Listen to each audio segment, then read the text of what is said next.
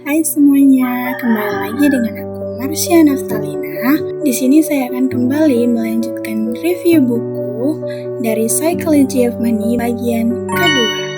Untuk bagian yang kedua ini, buku The Psychology of Money kembali menjelaskan beberapa konsep penting yang masih berkaitan dengan cara berpikir seseorang terhadap uang. Adapun poin yang pertama itu adalah uang memberi kita kebebasan, bukan sekedar kekayaan. Dalam buku ini, bahwasanya tujuan utama dari memiliki uang bukan hanya untuk membeli barang-barang mewah, tetapi untuk mendapatkan kendali atas waktu dan hidup kita sendiri. Nah, kebebasan untuk melakukan apapun yang kita mau, kapan kita mau, dengan siapa yang kita mau, itu adalah bentuk kekayaan yang sebenarnya. Penulis menegaskan melalui sebuah kutipan yang dimana ia berkata, "The highest form of wealth is ability to wake up every morning and say, I can do whatever I want today." Pada bab 7, yang dimana artinya adalah bentuk kekayaan yang tertinggi adalah kemampuan untuk bangun setiap pagi dan berkata, saya bisa melakukan apapun yang saya inginkan hari ini. Sebagai contoh nyata pada buku ini, penulis menceritakan kisah nyata tentang Derek Sivers, seorang pengusaha sukses yang katanya, saya punya pekerjaan tetap di pusat kota Manhattan dengan gaji $20 per tahun, sekitar upah minimum lah. Saya tidak pernah makan di luar dan tidak pernah naik taksi. Biaya hidup saya sekitar $1.000 per bulan dan penghasilan saya $1.800 per bulannya. Saya melakukan ini selama 2 tahun dan dapat menabung $12.000. Saat itu saya berusia 22 tahun. Begitu saya memiliki $12.000, saya bisa berhenti dari pekerjaan dan menjadi musisi penuh waktu. Jadi saya bebas. Nah, menurut saya dari cerita Derek Sivers ini, cerita ini sangat relevan dengan kehidupan saat ini. Kenapa? Karena banyak orang yang mengejar gaji tinggi, tetapi mereka rela mengorbankan waktu dan kebebasan mereka.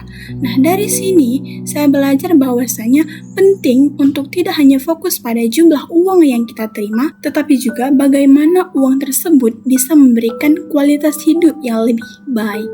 Poin yang kedua, menjadi kaya itu berbeda dengan tetap kaya. Penulis menjelaskan bahwasanya menghasilkan uang dalam jumlah yang besar memang sulit, tetapi untuk mempertahankannya itu jauh lebih sulit.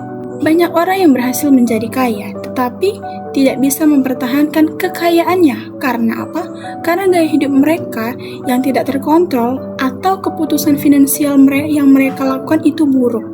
Hal ini diringkas dalam kutipan yang berbunyi, "Getting money is one thing, keeping it is another." Dalam bab 5 dengan subjudul Getting Wealthy versus Staying Wealthy, yang dimana artinya adalah mendapatkan uang adalah satu hal, menjaganya adalah hal yang lain.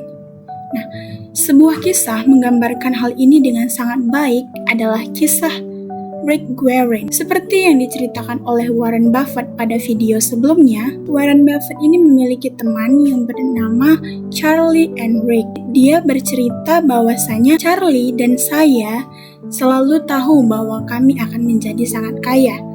Tapi kami tidak terburu-buru untuk menjadi kaya karena tahu itu akan terjadi.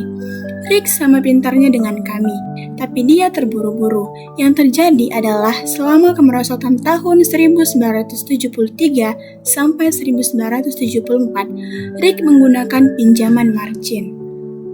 Dan pasar saham turun hampir sekitar 70% dalam waktu itu, sehingga dia mendapat margin call. Buat yang belum tahu apa itu arti pinjaman margin itu adalah ketika sebuah perusahaan sekuritas memberikan pinjaman lebih dari uang yang kita miliki. Setelah dia menggunakan pinjaman margin, pasar saham turun hampir 70% dalam 2 tahun itu. Sehingga apa? Sehingga dia mendapat margin call. Margin call itu adalah kondisi ketika nilai jaminan yang biasanya saham di akun margin turun sampai di bawah batas minimum yang ditentukan oleh pihak sekuritas, sehingga Rick ini diminta untuk menambah dana atau menjual aset untuk memenuhi pinjaman marginnya. Karena dia terkena margin call, dia menjual saham Berkshire-nya kepada Warren.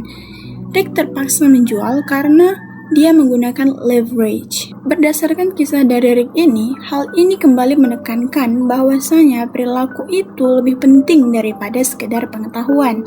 Dari sudut pandang saya, ini mengajarkan bahwasanya kesederhanaan dan kehati-hatian justru menjadi kunci agar kekayaan itu bisa bertahan dalam jangka waktu yang panjang. Poin ketiga, setiap orang punya permainan yang berbeda. Penulis menekankan bahwasanya dalam dunia keuangan, setiap orang memiliki tujuan, kondisi, dan toleransi risiko yang berbeda-beda. Sehingga dalam keputusan finansial yang baik bagi seseorang belum tentu baik bagi orang lain. Hal itu disampaikan dalam buku The Psychology of Money melalui We Were Talking Financial Cues from People Playing a Different Game Than You Are pada bab yang ke-16 dengan subjudul You and Me. Yang dimana artinya adalah hati-hati mengambil isyarat finansial dari orang yang memainkan permainan berbeda dari Anda. Nah, buku ini juga memberi contoh melalui gelembung.com, yang dimana katanya orang bisa melihat saham Yahoo pada tahun 1999 dan berkata itu gila, tetapi banyak investor yang memiliki saham Yahoo pada tahun 1999 memiliki cakrawala waktu yang sangat pendek sehingga masuk akal bagi mereka untuk membayar harga yang konyol. Seorang pedagang harian bisa mencapai apa yang mereka butuhkan, apakah Yahoo? Di $5 per saham atau $5.000 per saham, asalkan bergerak ke arah yang benar pada hari itu. Nah, dari kutipan tersebut, saya menyadari bahwasanya membandingkan diri dengan orang lain dalam hal keuangan yang seringkali tidak relevan. Dan yang lebih penting adalah memahami kondisi diri sendiri dan membuat keputusan yang sesuai dengan kemampuan dan tujuan pribadi kita masing-masing. Nah, pada akhir buku ini, penulis menegaskan kembali bahwasanya kesuksesan dalam mengelola uang tidak ditentukan oleh seberapa pintar seseorang dalam matematika ataupun teori keuangan, tetapi lebih kepada bagaimana seseorang dapat mengendalikan emosi, bersikap sabar, dan membuat keputusan yang konsisten. Setelah membaca keseluruhan isi buku ini, saya juga dapat menyimpulkan bahwasanya buku The Psychology of Money ini bukan hanya membahas tentang uang, tetapi juga tentang perilaku manusia. Nah, buku ini mengajarkan bahwa keputusan finansial seringkali tidak rasional karena dipengaruhi oleh berbagai hal termasuk pengalaman, emosi, dan lingkungan. Menurut saya, kelebihan buku ini adalah cara penyampaiannya yang sederhana, menggunakan cerita-cerita yang nyata sehingga mudah dipahami dan tidak membosankan. Selain itu, buku ini juga memberikan sudut pandang yang baru bahwasanya dalam mengelola uang, yang paling penting bukan hanya strategi, tetapi juga cara berpikir. Namun, seperti yang kita ketahui bersama bahwasanya kesempurnaan itu tidak ada. Begitupun juga dengan buku The Psychology of Money ini. Nah, kekurangannya itu adalah mungkin bagi sebagian orang yang mencari panduan teknis atau langkah nyata dalam berinvestasi atau mengambil keputusan finansial, buku ini terasa kurang spesifik karena lebih berfokus pada konsep dan pola pikir. Sebagai penutup, saya merasa buku The Psychology ini sangat layak untuk dibaca, terutama bagi siapa saja yang ingin memahami hubungan antara manusia dengan uang secara lebih mendalam.